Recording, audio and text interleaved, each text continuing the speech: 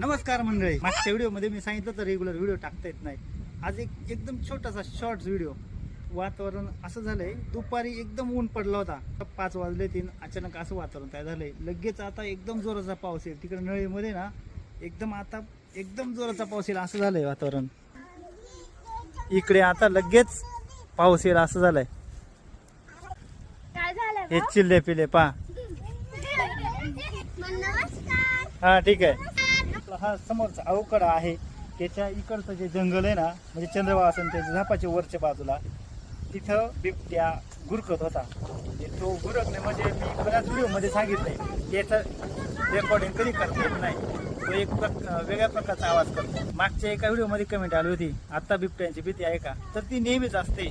मी मागच्या व्हिडिओच्या कमेंटला पण सांगितलं होतं.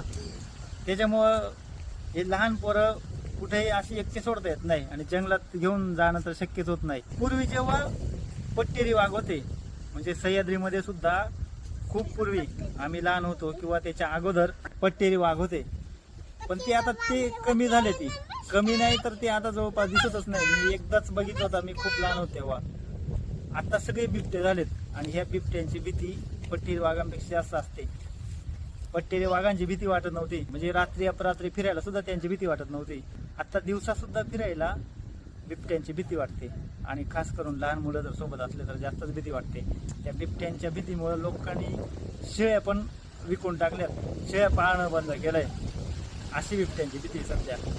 हा आहे आगूकडा आणि याच्या शेजारचं हे जंगल म्हणजे आगूकड्याचं जंगल, आणि ह्या जंगलामध्येच बिबट्याने पिल्ल काढलेत असं म्हणतात. आता मी तर काय पाहिले नाही, पण इकडच्या बऱ्याच लोकांनी पाहिलेत या जंगलामध्ये. मग तो बऱ्याच वेळा दिसतो बी.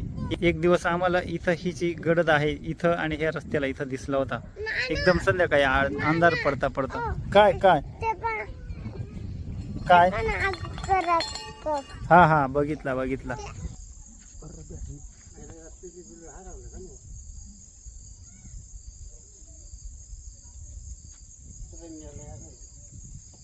असं काय